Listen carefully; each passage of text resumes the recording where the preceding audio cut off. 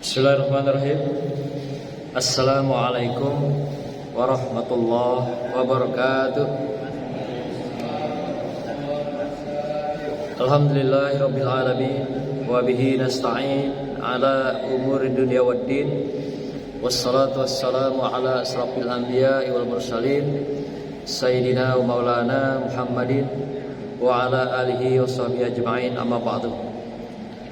Hadirin jemaah yang berbahagia, kembali kita melanjutkan pengajian kita, yaitu setiap minggu Selasa malam Rabu. InsyaAllah kita akan lanjutkan pada minggu-minggu ke depan. Dan malam ini adalah malam yang pertama, malam perdana kita memulai pengajian kita. Mari kita awali pengajian ini dengan sama-sama baca suratul Fatihah agar mendapatkan barokah Allah Subhanahu wa ta'ala. Sumaila ususan barakatil hajat kiramatil Fatihah. A'udzu billahi minasyaitonir rajim. Bismillahirrahmanirrahim. Alhamdulillahi rabbil alamin. Arrahmanir rahim. Maliki yaumiddin. Iyyaka na'budu wa iyyaka nasta'in. Ihdinas siratal mustaqim. Siratal ladzina an'amta 'alaihim ghairil maghdubi 'alaihim waladdallin. Amin. Bapak-bapak, Ibu-ibu sekalian, karena kita mengkaji tentang akhlak Rasulullah sallallahu alaihi wasallam yang kita gali dari kitab, yaitu Syama'il Muhammadiyah, atau mengkaji tentang sikap-sikap, perilaku atau akhlak Rasulullah yang ditulis oleh Imam Tirmizi, yang diangkat dari hadis-hadisnya dan juga menggunakan berbagai ayat-ayat Al-Quran. Inilah kitab yang kita gunakan, Syama'il Muhammadiyah. Semoga dengan kita mengkaji akhlak beliau, kita akan mendapatkan syafaatnya, mendapatkan wasilahnya, jalan keselamatan yang telah beliau tunjukkan, uswahkan kepada kita semua. Oleh karena itu, marilah kita bersolawat sebelum kita mengkaji tentang akhlak beliau ini. Selawat yang seperti biasa kita senandungkan. Marhaban ya Nabi, salam alaika. Marhaban ya Rasul, salam alaika. Marhaban ya Habib, salam alaika. Marhaban salawatullah alaika. Marhaban ya Nabi, salam. Marhaban ya Rasul, salam alaika. Marhaban ya Habib, salam alaika. Marhaban salawatullah alaika. An-Nabi sallu salawatullah alaih wa yanalul barakah kullu man shalla alaih kullu man shalla.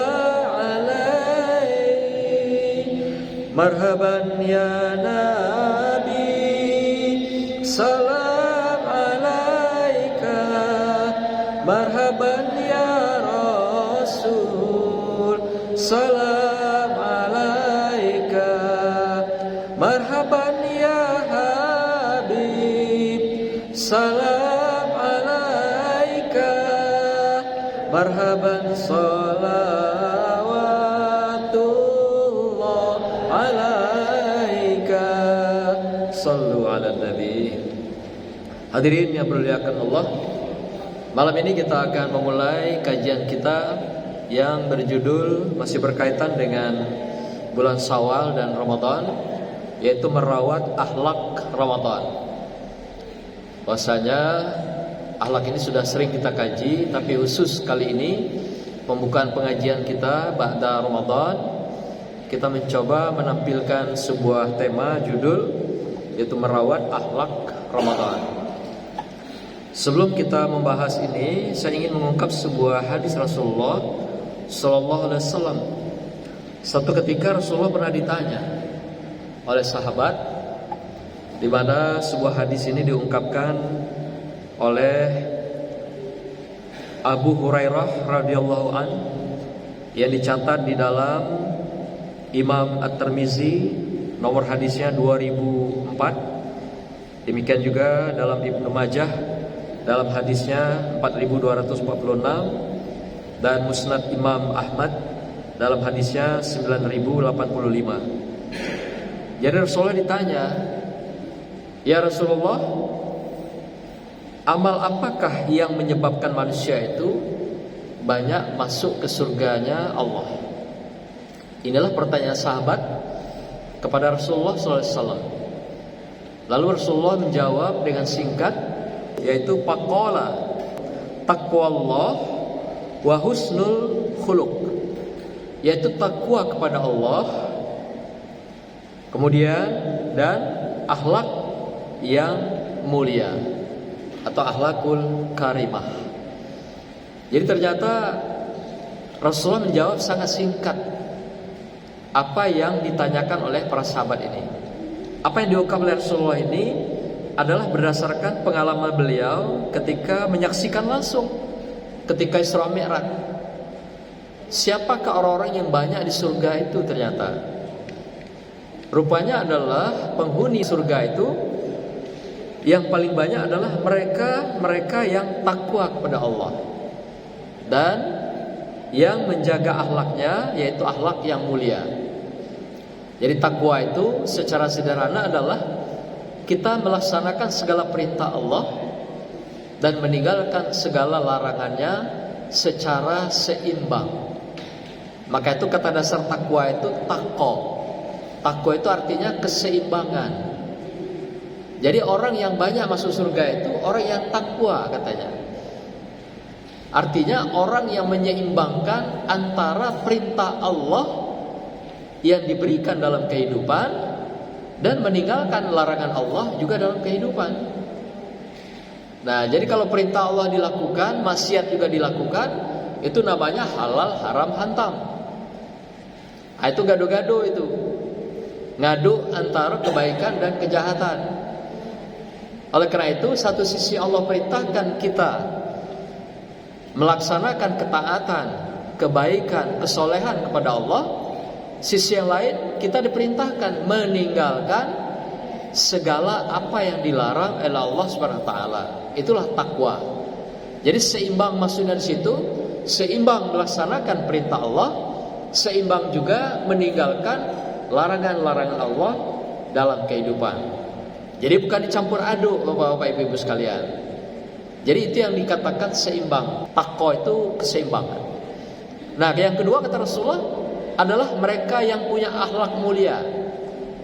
Nah, akhlak itu baik secara pribadi, dalam kehidupannya berkelompok, dalam keluarga, dalam masyarakat, dan juga di dalam mentaati segala perintah Allah dan mengikuti sunnah-sunnah atau uswah yang dicontohkan Rasulullah Sallallahu Alaihi Wasallam. Lalu Rasulullah juga ditanya oleh sahabat, "Ya Rasulullah, amal apa yang menyebabkan manusia banyak masuk neraka?" Ini juga pertanyaan pada Rasulullah. Juga Rasulullah jawab, dikatakan yaitu al-pamun wal faraj.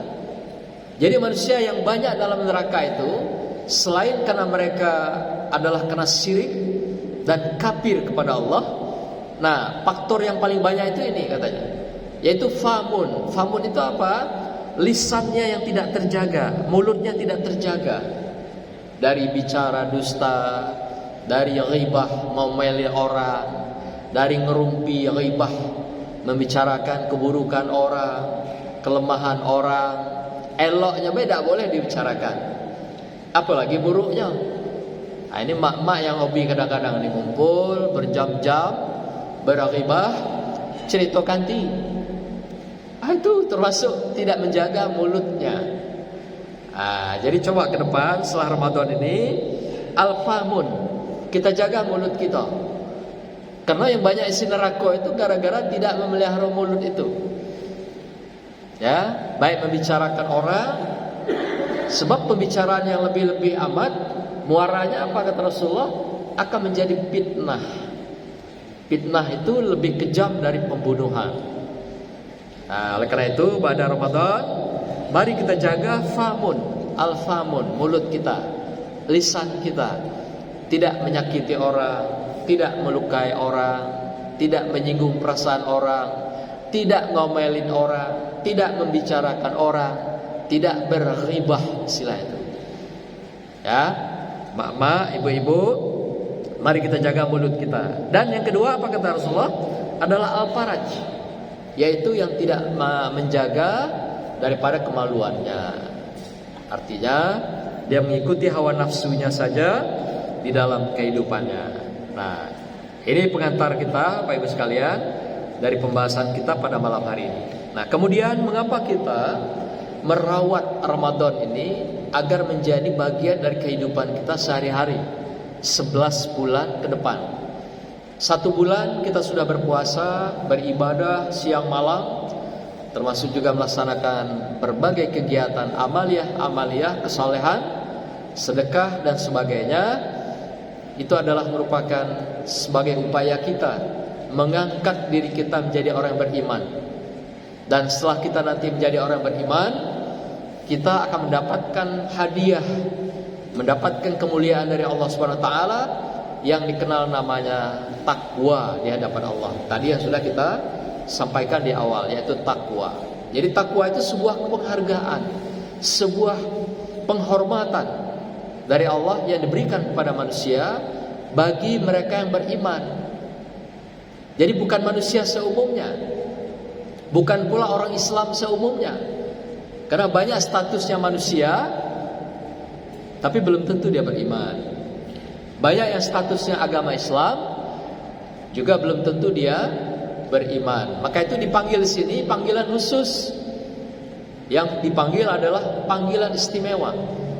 Wahai orang-orang yang beriman, ya ayyuhallazina amanu. Jadi bukan ya ayyuhal insan. Tidak. Kenapa itu?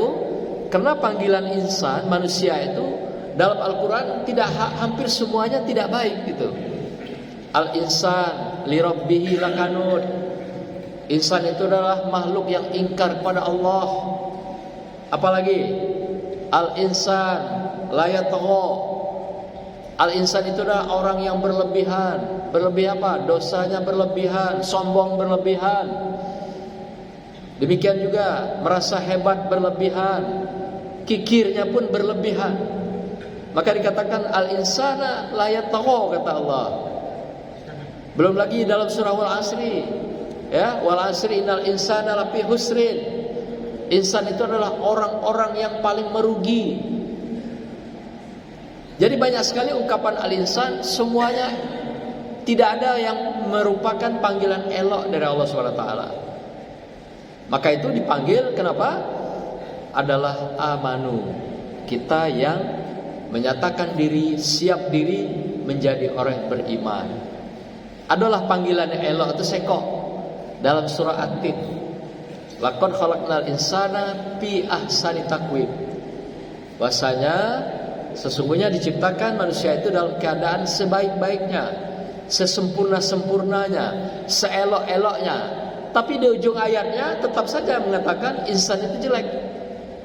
Tsumma radatna hu asfala safilin.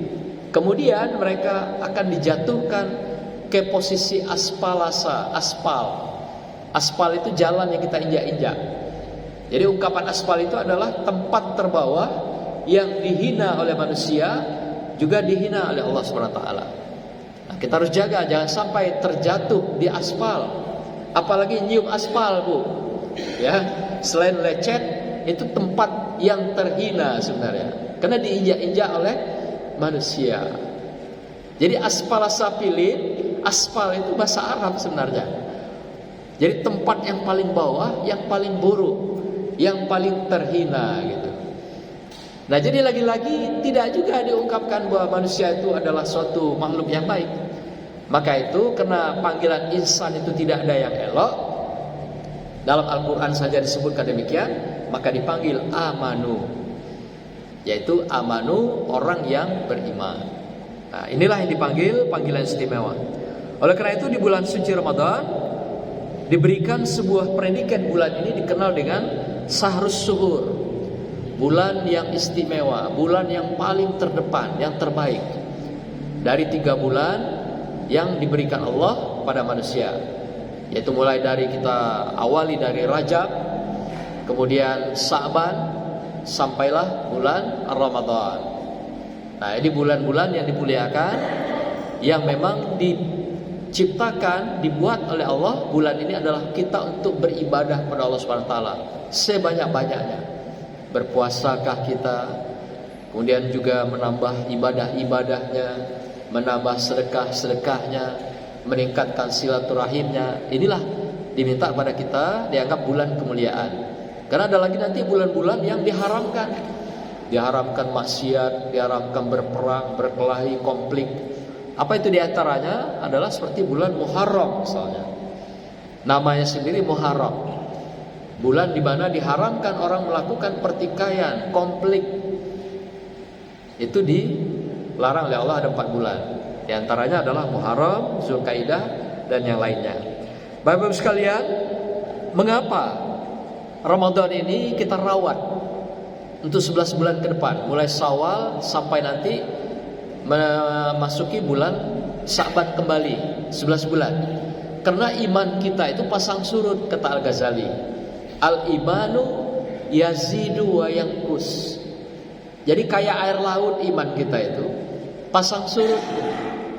Boleh jadi pagi kita subuh berjamaah, mantap iman kita. Ngumpul lagi di rumah kawan-kawan dengan sama-sama emak-emak, ibu-ibu, turun lagi imannya, surut. Gitu. Jadi iman itu tidak stabil dia. Ketika kita masuki wilayah-wilayah yang terlarang oleh Allah, iman itu mulai tergerus, turun lagi dia sampai ke dasarnya. Sampai nanti waktu zuhur naik lagi dia pasang. Ketika kita melaksanakan ketaatan ibadah kepada Allah. Nah, antara zuhur dan asar, ibu-ibu ngerumpi pula lagi, turun lagi dia gitu, lowbat lagi gitu. Begitulah keadaan iman kita sampai tengah malam. Maka itu antara sholat satu dan sholat yang lain itu menghapuskan dosa. Dosa-dosa kita ngerumpi, berghibah, ya, kemudian ngato-ngatoi kanti, memfitnah dan sebagainya. Jadi antara sholat dan sholat, subuh dengan zuhur, itu ada rentang. Ketika itu iman kita surut, saat itulah akan dinaikkan kembali iman itu, dimantapkan. Maka itu jangan sampai sholat wajib itu kosong, ada yang terlewat. Karena akan tinggi sekali nanti tensi iman itu turunnya gitu, sangat turun ke bawah. Ketika sholat dia naik lagi ke atas. Jadi kalau ibarat baterai itu ketika dia sudah di charge, ketika kita memasuki dunia-dunia, wilayah-wilayah yang penuh dengan dosa atau kemaksiatan, imannya turun lagi, low bed. Ketika datang sholat wajib berikutnya, imannya naik lagi gitu. Begitulah pasang surut. Jadi Al-Ghazali katakan al-imanu yazidu wa yanqus. Maka itu kita selalu harus pelihara di dalam kehidupan kita. Kemudian mengapa juga Ramadan kita rawat? Karena Ramadan itu sudah 1 bulan kita lewati, adalah bulan yang merupakan madrasah. Madrasah itu rumah tempat membina ruh kita, membina jiwa kita, membina hati kita, pikiran kita, sehingga kita dihantarkan menuju keimanan dan ketakwaan di hadapan Allah SWT. Maka itu di rumah madrasah itu, rumah Ramadan dikenal madrasah itu, di dalamnya ada tarbiyah, Tarbiyah itu ada pendidikan, yaitu dengan berpuasa, ada qiyamul lail, salat malam, ada qiraatul Quran, baca Al-Quran, dan berbagai kegiatan-kegiatan kesolehan lainnya, yaitu kita bersedekah, melakukan berbagai amal soleh, berbagi, dan juga melaksanakan berbagai silaturahim dengan sesama kita. Wabil khusus kita silaturahim di rumah Allah Subhanahu wa ta'ala. Nah, berikutnya yang terakhir, mengapa kita harus merawat Ramadan ini agar kita mendapatkan predikat 3 hal di sisi Allah. Pertama, tetap bertahan dalam takwa, la'allakum tattaqun, jadi orang bersyukur artinya taat pada Allah, meninggalkan segala larangan, cinta rumah Allah, cinta Rasul, cinta saudaranya, dan juga menjaga diri kita dari berbagai hal yang mengurangi pahala-pahala daripada ibadah yang sudah kita lakukan. Maka itu menjadi la'allakum tashkurun. Itu dalam surah Al-Baqarah. Dalam 183 la'allakum tattaqun, 185 adalah la'allakum tashkurun, dan terakhir adalah la'allakum tuflihun. Itu 189 Al-Baqarah.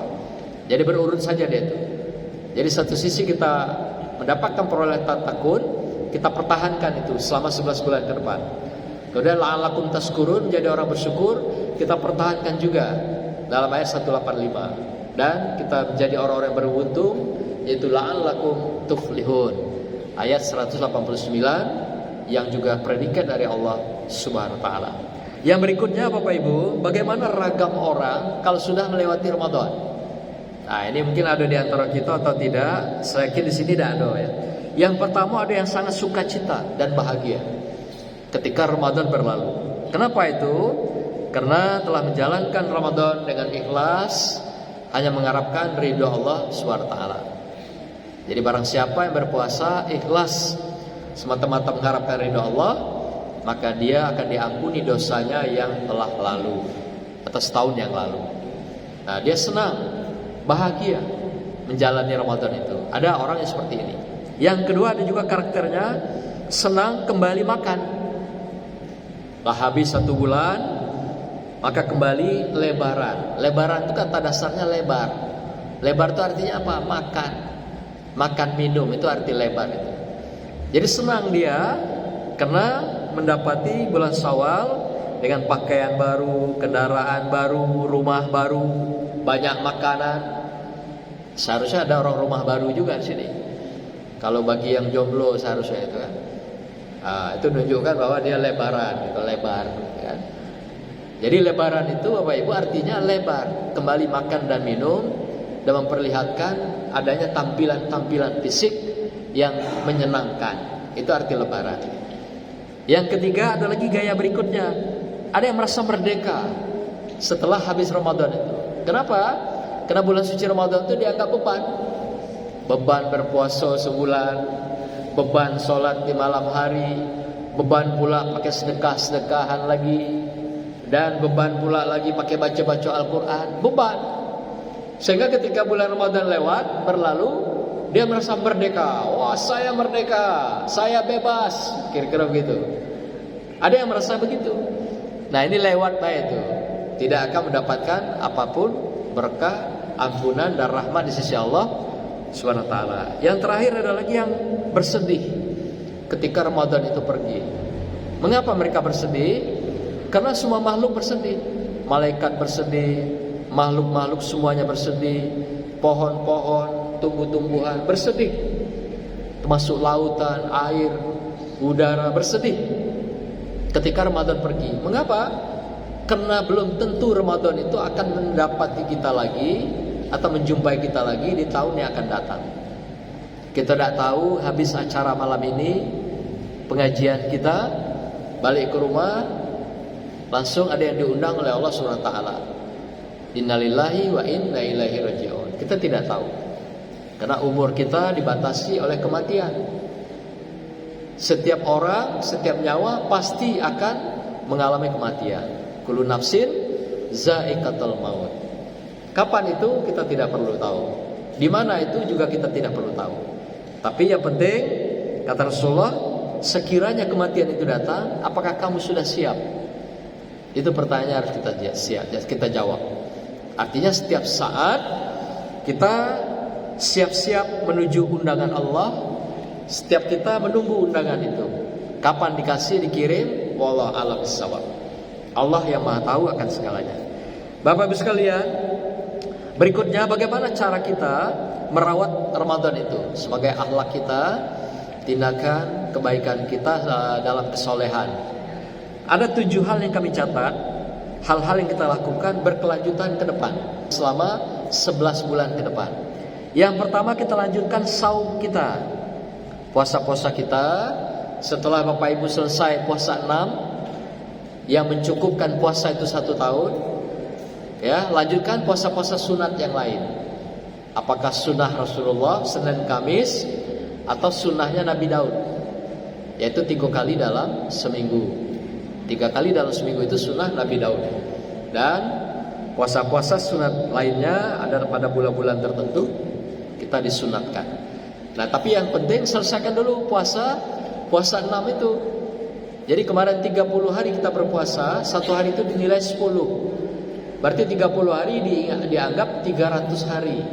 Tambah 6 hari itu dianggap 60 hari. Maka dihitung totalnya 360 hari. Itu hitungannya, caranya itu. Jadi katakan kita puasa 6, setelah puasa 1 bulan itu 36 hari. Jadi sama dengan 360 hari. Itu hitungannya itu. Karena dihitung 1 hari 10 hari di sisi Allah. Amal ibadah yang kita lakukan. Maka selesai saum, yaitu puasa 6, lanjutkanlah puasa-puasa yang lain. Dan jangan lupa, bagi bapak-bapak, ibu-ibu, anak-anakku, barangkali ada kemarin puasanya yang tertinggal, selesaikan dulu, supaya kita mendapatkan predikat takwa itu dan beriman di hadapan Allah. Kalau belum selesai hutang kita, maka Allah belum kasih penghargaan itu.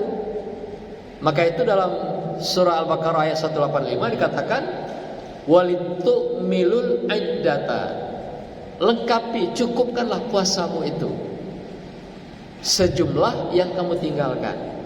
Mana tahu kemarin ada yang jalan jauh, tinggal sehari puasanya barangkali ada yang sakit, ya, ada yang jalan jauh, batal puasanya, maka wajib dibayar. Selesaikan. Itu yang pertama, cukupkan puasa kita. Yang kedua, qiyamul lail, tetap lanjutkan sholat malam. Kalau kemarin tarawih, kini kita bangun sholat malam 2/3 malam.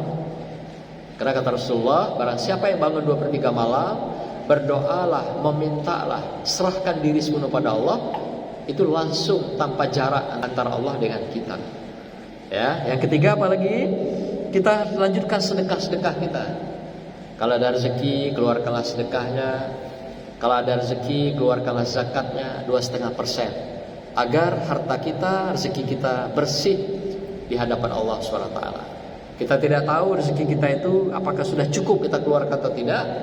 Kalau kita lupa mengeluarkannya, Allah ambil secara paksa rezeki kita itu, agar cukup hitungan yang kita keluarkan rezeki itu sesuai dengan haknya Allah, dengan cara Allah, dengan cara apapun yang Allah lakukan, baik melalui manusia, melalui sakit, musibah dan sebagainya. Yang berikutnya, keempat, kita lanjutkan qiraatul Quran.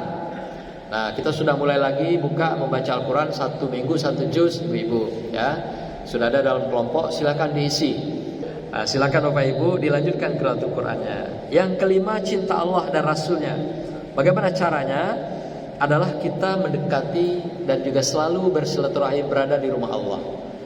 Kalau tidak mampu 5 waktu dalam sehari semalam, minimal 3 kali. Tidak juga sanggup, minimal 2 kali. Rasulullah mengingatkan, jangan sampai kamu ketika sehat, kuat berjalan, tapi tidak mau ke rumah Allah. Jangan sampai ketika kamu nanti pada satu saat tidak mau berjalan, melangkah ke rumah Allah, tapi kamu digotong ke rumah Allah. Artinya kita sudah sampai menuju kematian.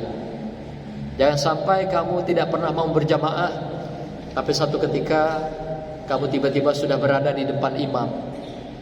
Itu menunjukkan kita juga sudah menjadi mayit. Nah, inilah peringatan Rasulullah cinta Allah dan Rasulullah adalah kita mendekat rumahnya, kita selalu bersamanya, bersilaturahim dan ketaatan ibadah di rumah Allah. Yang berikutnya, cinta majelis ta'lim ilmu.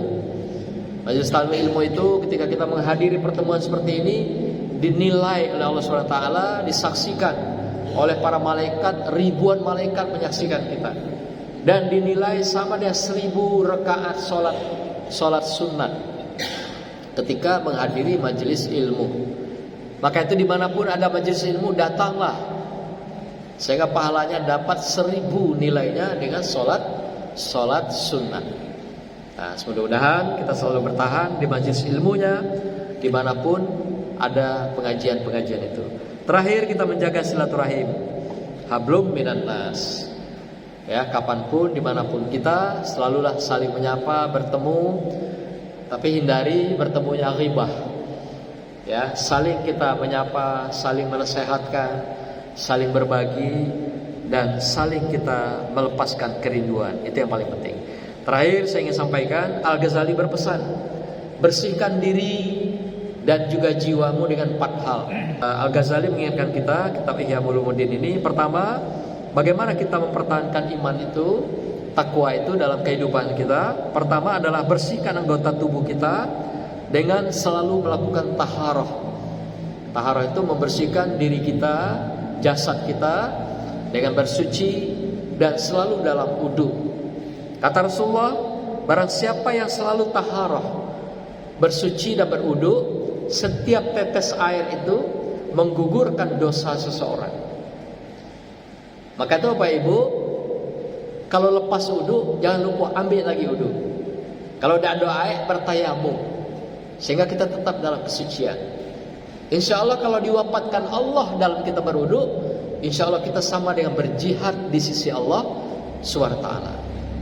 Jihad tentu dijamin Allah SWT adalah dengan surganya, yaitu surga Firdaus. Yang kedua, bersihkan diri kita selalu dengan melakukan zikir. Nah, kalau tadi dengan taharah itu bersuci, berwudu, itu dengan jasad kita bersihkan, dan juga termasuk hal-hal yang tidak terlihat. Khusus zikir kita itu adalah membersihkan yang tidak terlihat, ruh kita, jiwa kita, hati kita di dalam tubuh kita.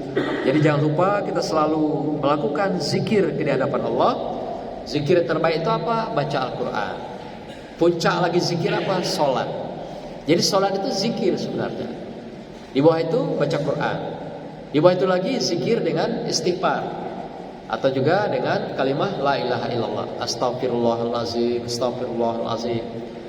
Jadi perbanyak zikir kita agar kita tetap dalam taharah, kesucian, yaitu batin kita, jiwa kita. Yang ketiga, bersihkan jiwa dan perilaku dari karakter-karakter yang buruk dalam kehidupan, seperti berghibah, demikian juga berbohong, berdusta, mencaci, marah-marah berlebihan, pelawan suami, ya, suara misalnya tadi dikatakan mulut itu tidak boleh seorang wanita melebihi dari suara suaminya. Suara suaminya mungkin lemah lembut gitu, tapi ibunya bukan main, sampai tensinya 120 derajat gitu. Suami sudah ngomong pelan gitu, dia ngomong langsung ngegas gitu. Itu termasuk yang tadi penghuni neraka, kata Rasulullah itu, yang tidak menjaga mulutnya. Jadi kalau tensi volume suami itu 5, ibu-ibunya suaranya 3 gitu. Jangan 7 atau 8 volumenya. Nah, itu termasuk tidak menjaga mulut. Kalau suaminya 8, dia 7 atau 6. Jangan dia ngegas sampai suaranya 10. Nah, itu termasuk bagian akhlak yang diingatkan Rasulullah Sallallahu Alaihi Wasallam. Kemudian terakhir, bersihkan jiwa kita dari hal-hal selain Allah. Artinya kalau ada dalam jiwa kita, pikiran kita itu hal-hal yang lain dari Allah, bersihkan segera dengan zikir la ilaha illallah. Tidak boleh ada dalam diri kita itu siapapun makhluk yang ada dalam bermukim di hati kita, dada kita, dan pikiran kita. Bersihkan semuanya hanya Allah SWT. La ilaha illallah. Tidak ada Tuhan selain Allah. Inilah yang harus kita sucikan selalu dalam kehidupan kita. Demikianlah Bapak Ibu sekalian, mohon maaf atas segala kekurangan, terima kasih atas segala perhatian. Semoga Allah berkati kita, rahmati kita, dan ampuni kita semua setelah kita melewati bulan suci Ramadan yang telah berlalu. Wassalamualaikum warahmatullahi wabarakatuh.